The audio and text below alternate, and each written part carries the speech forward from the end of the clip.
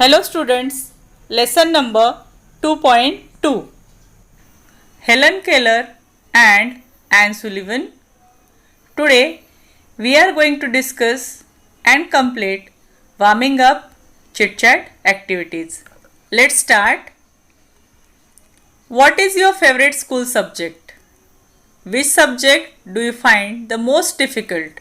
Here you write your own favorite subject and most difficult subject. Suppose you say English is the most difficult subject. Then what do you do to try to understand it better? I try to read, write and understand it. I give it more time than any other subject. जो subject difficult है उसे हमें ज़्यादा समय देना पड़ता है अच्छे से समझने के लिए, है ना? Okay, then complete the questions meaningfully. Can I help you to? क्या मैं आपकी मदद कर सकती हूँ? किस तरह? Can I help you to read English? Second, can you help me to? क्या आप मेरी मदद कर सकते हैं? कैसे? Can you help me to find out the answers.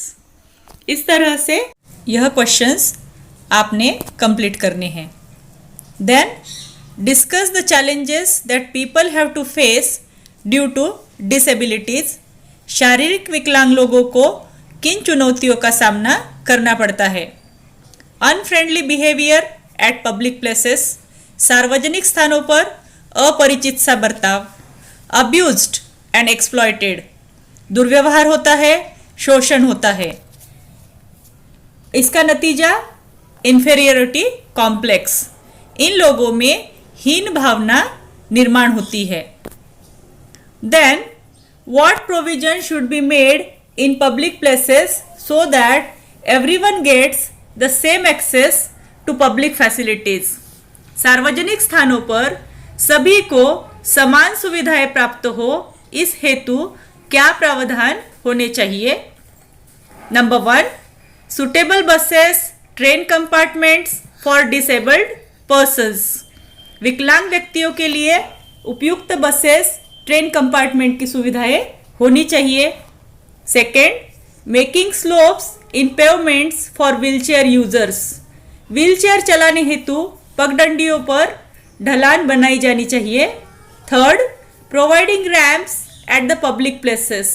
सार्वजनिक स्थानों पर आने जाने के लिए रैम्प्स बनाए जाने चाहिए.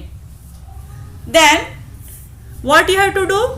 Observe your surroundings and write whether such facilities are available. अपने चारों ओर निरीक्षण करो और देखो कि इस तरह की सुविधाएं उपलब्ध है क्या. How can you help to improve the situation.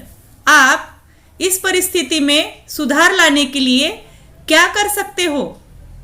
इसके बाद आपने एक टेबल कंप्लीट करना है जिसमें disability, challenges and necessary facilities यह कॉलम दिए हुए हैं.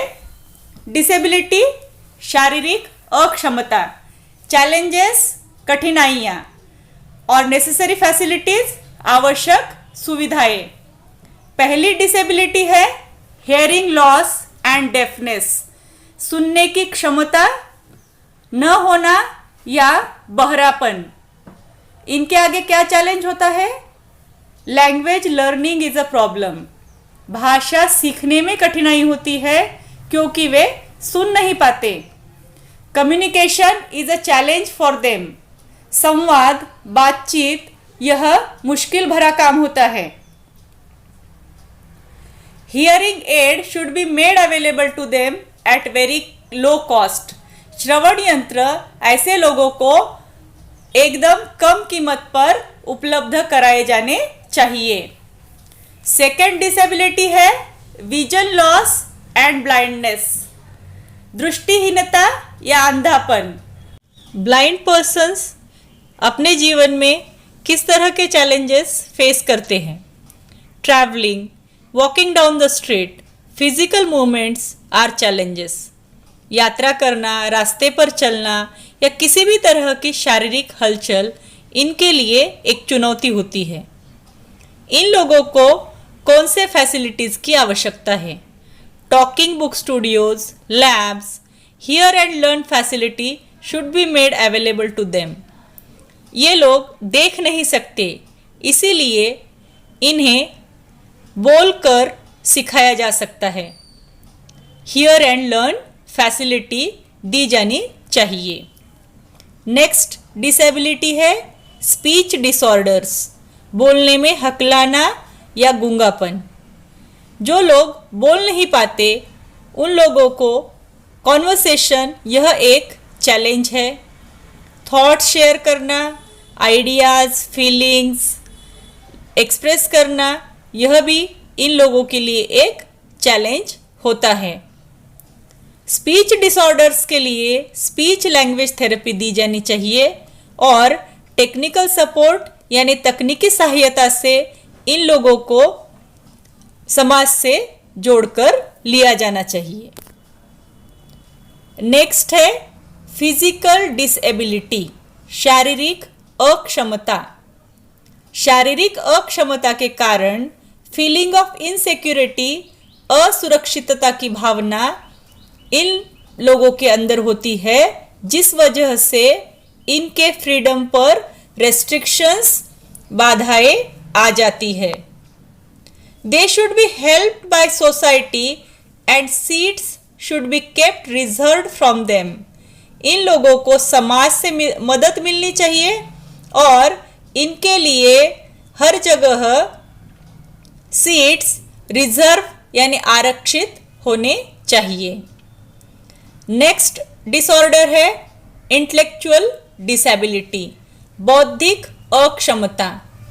जो लोग बौद्धिक रूप से अक्षम होते हैं उन्हें इक्वल स्टेटस, समान दर्जा समाज में प्राप्त नहीं होता और समाज द्वारा उनका डीवैल्यूएशन यानी उन्हें कम समझा जाता है। इस वजह से यह लोग समाज से अलूफ हो जाते हैं, अकेले हो जाते हैं।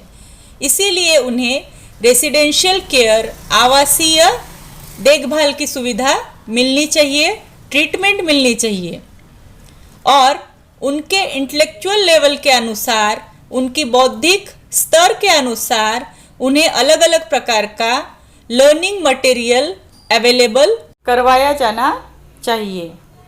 Last one, learning disorders means learning disabilities. In such cases the person looks physically fit. हम फिल्म में देखते हैं ना, तारे ज़मीन इस फिल्म में जो छोटा बच्चा दिखाया गया है, he suffers from dyslexia, a learning disorder.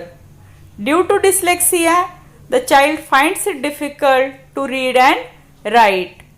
The person who suffers from learning disorders has to face isolation, अकेलापन. No one pays attention to the child. As a result, it becomes difficult to get good jobs when the person grows up. It is difficult to get good health care. Then what should be done? Academic support should be provided as their requirement. ऐसे बच्चों को उनके ज़रूरत अनुसार शिक्षा द्वारा उनका मनोबल बढ़ाया जाना चाहिए। Special treatment should be given individually. व्यक्तिगत स्तर पर विशिष्ट उपचार दिए जाने चाहिए ताकि ये बच्चे लर्निंग डिसऑर्डर को ओवरकम कर सके, उससे बाहर आ सके। Okay, now you complete the table of disabilities, then the challenges and necessary facilities. Thank you.